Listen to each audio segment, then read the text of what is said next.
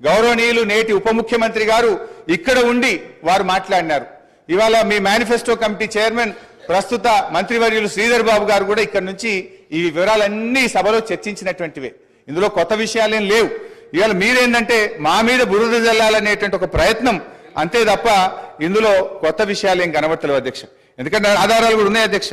గౌరవనీయులు బట్టి విక్రమార్క గారు, ఇది శాసనసభ రికార్డు అధ్యక్ష, వారు ఇవాళ ఈ రిపోర్ట్లో ఉన్నటువంటి విషయాలను ఫిబ్రవరి 8, 2023 ఇదే సంవత్సరంలో బడ్జెట్ మీద చర్చ జరిగినప్పుడు ఇవే అంశాలు చెప్పారు అధ్యక్ష. నేను I can read out the details also అధ్యక్ష. అంటే బట్టి గారు ఆ రోజు ఇక్కడి నుంచి ఏం మాట్లాడినరో ఇవాళ ఆర్థిక మంత్రిగా అక్కడ నిలబడి కూడా అవే విషయాలు చెప్పినారు తప్ప ఇందులో పెద్ద కొత్త విషయాలు బయట పెట్టిందో కొత్త ముచ్చట్లు చెప్పిందో ఏమి లేదు. కాకపోతే కొంత కన్వీనియంట్ గా కొన్ని విషయాలను దాచిపెట్టి కేవలం గత ప్రభుత్వం మీద బుర్ర జల్లే విధంగా కొన్ని టేబుల్స్ మీరు తయారు చేసినారు అధ్యక్ష. ఒక సీనియర్ శాసనసభ్యుడిగా నాకున్న రాష్ట్ర ఆర్థిక మంత్రిగా పనిచేసిన అనుభవంతో చెప్తా ఉన్నా అధ్యక్ష, ఈ దేశంలో కానీ ఏ రాష్ట్రంలోనైనా డబ్బులు బీరువాల్లో అల్మారాల్లో కట్టల రూపంలో ఏ ప్రభుత్వం దగ్గర కూడా నిల్వ ఉండదు అధ్యక్ష. రూపాయి అనేటువంటిది ఖజానాకు రావడం పోవడం అనేటువంటిది ఒక నిరంతర ప్రక్రియ అధ్యక్ష. ఇది ఆర్థిక సూత్రం. ఈ చక్రం కదిలితేనే ఆర్థిక వ్యవస్థ ఆరోగ్యంగా ఉంటుంది. భారతదేశం ఏర్పడినప్పటి నుంచి ఇప్పటి వరకు ఏ రాష్ట్రంలోనైనా ఇవాళ ప్రభుత్వాలకు పన్నులు పన్నేతర మార్గంలో ఆదాయం సమకూరుతుంది. ఇవాళ చిప్ప చేతికి ఇవ్వడం మనము దివాలా తీయడం అనేటువంటిది శుద్ధ తప్పు. అంటే 2014లో మేము అధికారంలోకి వచ్చినప్పుడు కూడా మేమేమో మాట్లాడలేదే. ఆ రోజు ఖజానా ఖాళీ అని మేమెక్కడ మాట్లాడలేదే. తెలంగాణని అగ్రగామి రాష్ట్రంగా నిలబెట్టాలనే తపనతో మేము పనిచేసినాం. పగతనాన్ని పక్కన పెట్టి అధ్యక్ష ప్రతిసారి ఇప్పుడు నేను గౌరవ సభ్యుని అడుగుతాను. రాష్ట్రం అంటే ప్రభుత్వం అంటే సార్ వారు అడిగిన దాంట్లో ఒక ప్రశ్న చిన్న అంశం కూడా చెప్తాను.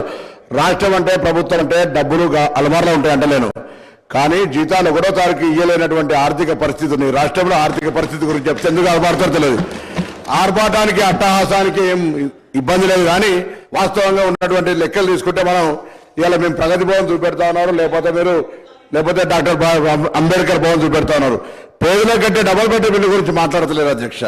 ఈ రోజు మా దగ్గర హుస్నాబాద్ సంబంధించి పోతే మున్సిపాలిటీకి సంబంధించినటువంటి అధికారులు ఈ ఇంట్లో ఉంటే చనిపోతామని బోర్డు పెట్టారు. అయినా కూడా ఆ ఇంట్లో నివసించవచ్చు, కానీ ఇటువంటి వారు కూడా డబుల్ బెడ్రూమ్ ఇవ్వలేదు అధ్యక్ష. ఇది వాళ్ళ ప్రభుత్వం యొక్క. అంతేకాదు ఇవాళ దాని లెక్క చెప్తా ఉన్నారు. ఇవాళ 1,20,000 బలహీన వర్గాల శాఖకు సంబంధించిన మంత్రిని ఇవాళ అధికారికంగా లెక్కతో చెప్తా ఉన్నారు. 1,25,000 గురుకులంలో ఉన్నటువంటి చదువులకు ఇస్తా ఉన్నారు. 55,000 రూపాయలు దారిలో ఇచ్చేటువంటి బడ్జెట్తో పాటుగా 55,000 బడ్జెట్ 55 రూపాయలు ప్రతి విద్యార్థి కూడా వచ్చేటువంటి పరిస్థితులు చెప్పేది మాత్రం 1,20,000. ఆర్భాటం పేరు ఎన్ని రోజులు నడుపుతారు అధ్యక్ష? ప్రచారానికి సంబంధించిన దాని మీద నడుపుకుంటూ వస్తుంటే గోపల్స్ ప్రచారం చేసి మేము బాగున్నాం, బంగారు తెలంగాణ బాగున్నాం అంటే అందరూ బాగున్నాడు చెప్తాను. నేను నాకు సంబంధించిన అంశం చెప్తాను. మీరెందుకు సార్ నేను చెప్తాను. నేను పార్టీ మినిస్టర్ గారు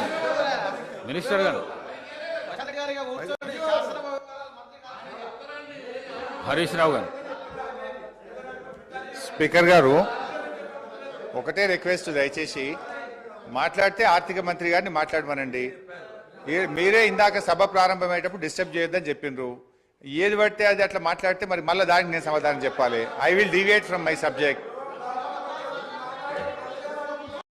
అధ్యక్ష, భారతదేశం అధ్యక్ష నేను కొత్త సభ్యుని కావచ్చు, కానీ పార్లమెంట్లో ఉన్న చట్టసభల గురించి గౌరవం ఉంది. నేను ఎక్కడ కూడా ఒక పొరపాటు మాట మాట్లాడి నేను కూడా అడిగిన డబ్బులు అల్మార్లు ఉంటాయని తెలియనంత అవివేకులు కాదు ఇక్కడ సభ్యులు.